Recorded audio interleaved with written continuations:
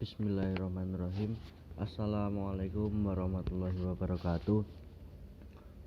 Perkenalkan, dari kami kelompok 5 yang beranggotakan Afik Hasil Yasin, Tri Rahayu dan Umi Nurul Azizah. Pada kesempatan kali ini kami akan mempresentasikan tentang syarat sahnya suatu kontrak. Langsung saja pada materinya. Menurut pasal 1320 KUH Perdata, syarat sahnya suatu kontrak dibagi menjadi 4. Yang pertama yakni kesepakatan para pihak yang berkontrak, yang kedua kecakapan para pihak yang berkontrak, yang ketiga suatu hal tertentu, dan yang keempat kausa halal. Memasuki syarat sah yang pertama yakni kesepakatan para pihak yang berkontrak. Kesepakatan adalah suatu pernyataan kehendak antara satu orang atau lebih dengan pihak lainnya yang sesuai itu adalah pernyataannya karena kehendak itu tidak dapat dilihat dan diketahui oleh orang lain. Syarat sahnya suatu perjanjian baik dalam KUHP maupun hukum Islam, suatu kesepakatan dinyatakan tidak sah apabila kesepakatan yang dicapai tersebut terjadi karena kekhilafan atau dibuat dengan suatu tindakan pemaksaan atau penipuan. Pada intinya, dalam suatu kontrak harus adanya kesepakatan antara kedua belah pihak yang berkontrak. Dalam agama Islam disebutkan dengan ijab qabul. Untuk selanjutnya yakni kecakapan para pihak yang berkontrak.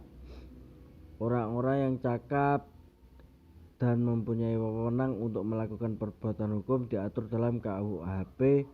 Ukuran kedewasaan adalah telah berumur 21 tahun dan atau sudah kawin.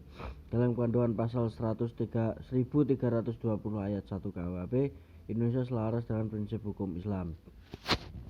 Yang dimaksud dengan kecakapan para pihak hukum yang berkontrak ialah orang yang melakukan kontrak, orang tersebut harus sudah memenuhi persyaratan dibolehkannya melakukan suatu kontrak.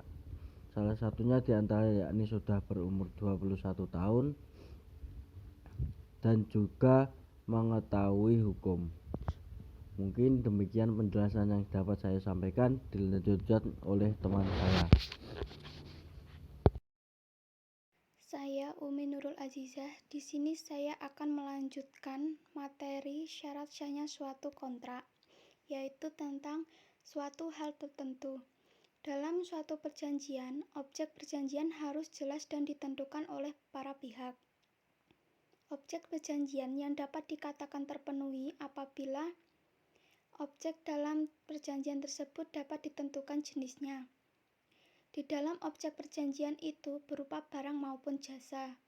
Untuk menentukan barang yang menjadikan objek perjanjian dapat dipergunakan dengan berbagai cara, seperti menghitung, menimbang, atau menakar.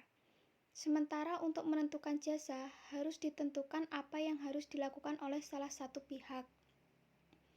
Menurut pasal 1332 dan 1334 KUH Perdata, yang dapat menjadi objek perjanjian antara lain, yang pertama dapat diperdagangkan, kedua objeknya jelas atau ditentukan jenisnya, ketiga jumlah dapat ditentukan atau dihitung, keempat bisa barang yang ada di kemudian hari, kelima bukan warisan yang belum terbuka.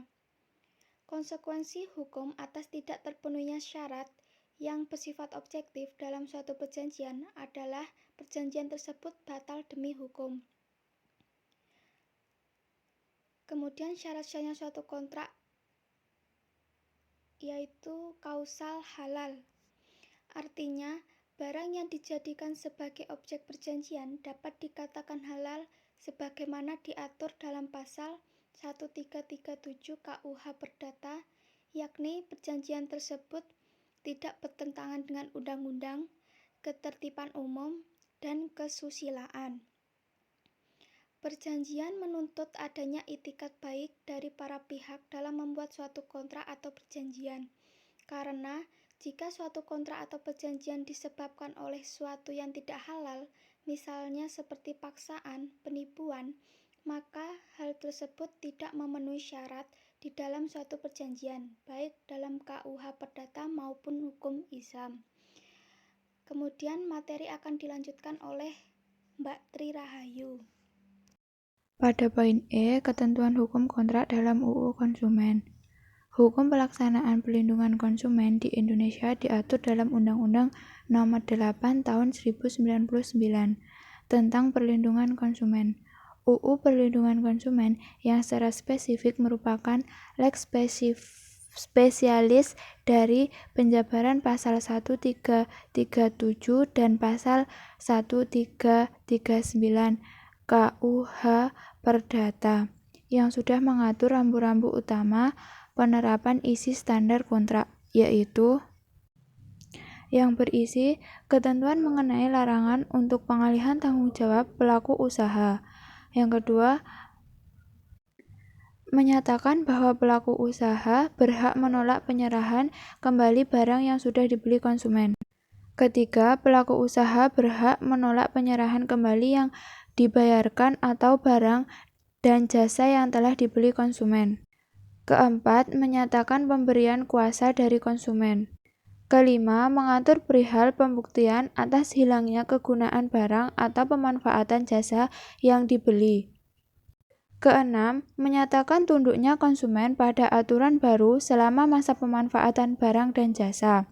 Ketujuh, menyatakan bahwa konsumen memberi kuasa kepada pelaku usaha untuk membebaskan hak tanggungan, hak gadai, hak jaminan terhadap barang angsuran.